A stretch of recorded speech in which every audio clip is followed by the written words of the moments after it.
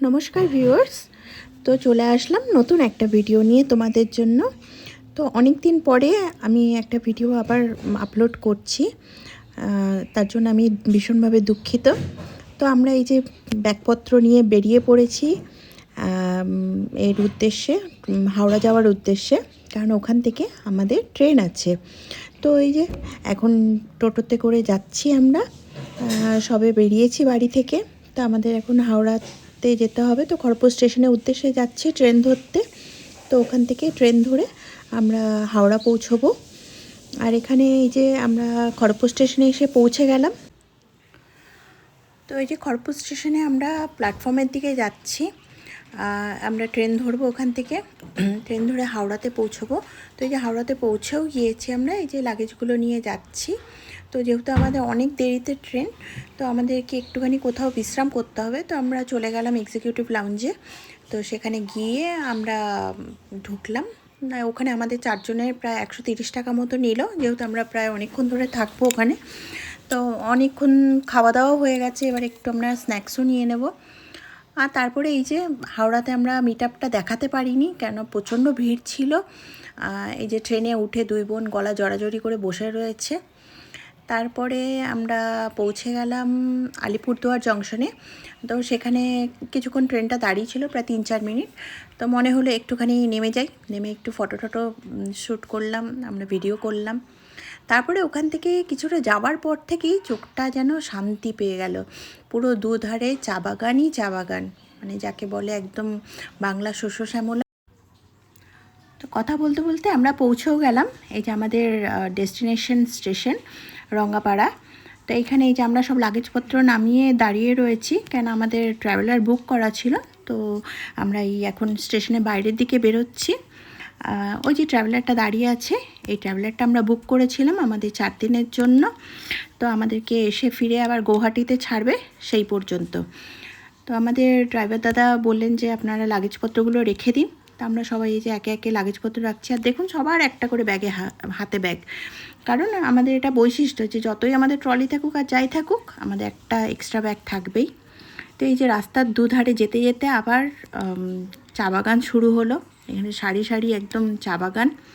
তো এই যে আমাদের ড্রাইভার দাদা আমাদেরকে বলতে বলতে নিয়ে যাচ্ছিলেন সমস্ত ব্যাপারগুলো, যে আমাদের মানে এটা কীরকম হবে, শিডিউলটা কীরকম কী আছে। তো সেই বুঝে উনি গাড়িটা নিয়ে আসবেন।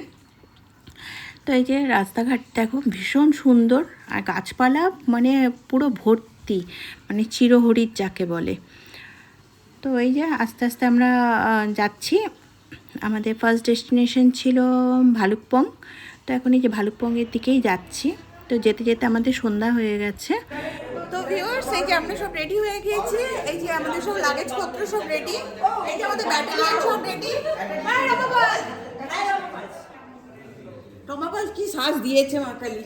হ্যাঁ, সবাই এই যে আমাদের আরো ব্যাটালিয়ন আছে, এখনো রেডি হয়নি, এখনো গুছাচ্ছে। দিদি এখনো রেডি হসনি? ননদদের হিংসা চিরকাল বৌদিদের ওপর, বুঝেছো? ননদদের হিংসা চিরকাল বৌদিদের ওপর। এই যে আমার দাদা পারি না কে কোথা কাউ বলে দিচ্ছি না ও ব্লক করছে এ তুমি চাপবে না কিন্তু ফেসবুকে ছাড়বে না, ফেসবুকেই ছাড়বো। ফেসবুকে তোলো। এই যে আমাদের হোটেলের ওনার, ইনি, আপনার নামটা বলি, নাম বলিए। हाय एवरीवन, मेरा नाम है केसांग लामू और हमारा होटल का नाम है होटल एसडीसी बालीपुर। और आंटी लोग आया, बहुत अच्छा लगा इन लोग से मिलकर। और I wish you all the best, अच्छे से एंजॉय करना, तवांग दिरांग अच्छे से घूम के जाना and take good memory with you all. और आंटी के चैनल को सब्सक्राइब कर दो। Thank you guys, bye.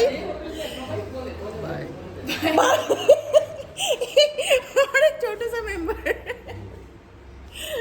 এই যে লাগেজপত্র নিয়ে আমরা বেরিয়ে পড়লাম দিরাংয়ের উদ্দেশ্যে। তো রাস্তায় যাওয়ার পথে আমাদের দাদা বললেন যে কতগুলো স্পট পড়বে, তো আমরা সেগুলো একটুখানি ভিজিট করে আমরা বেরিয়ে যাব। তো ফার্স্ট আমাদের যেটা সাইট সিন ছিল, তো সেটা ছিল অর্কিড গার্ডেন। তো চারধারে আমরা ঢুকেই দেখলাম যে চারধারে শুধু অর্কিডই অর্কিড, মানে কত প্রজাতির যে অর্কিড থাকতে পারে সেটা এখানে না আসলে বোঝা যাবে না। আর পরিবেশটা এত সুন্দর, মানে শান্ত স্নিগ্ধ।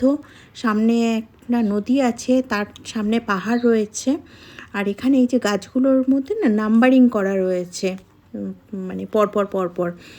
তো জানি না ওটা ওনারা কী জন্য দিয়ে রেখেছিলেন, সম্ভবত কিছু পুরনো বাড়ির জন্য। যাই হোক, তো আমরা আস্তে আস্তে এই যে নদীর ধারে চলে আসলাম। এই নদীটার নাম হচ্ছে কামেং। তো নদীটা ভীষণই খরস্রোতা, আর ওপাশটা পুরো নুড়ি পাথর জমে গেছে, আর ওই যে পাহাড় দূরে দেখা যাচ্ছে। তো এর মধ্যে আমার মনে হলো মানে একটুখানি নাচ গান করতে, তো একটু এই যে লাফালাফি করে নিলাম। তো আশা রাখি ভিডিওটা তোমাদের নিশ্চয়ই ভালো লাগবে। তো যদি ভালো লেগে থাকে তাহলে লাইক, কমেন্ট, সাবস্ক্রাইব করে দিও। আর পরবর্তী একটা ভিডিও আবার খুব তাড়াতাড়ি নিয়ে আসছি। বাই।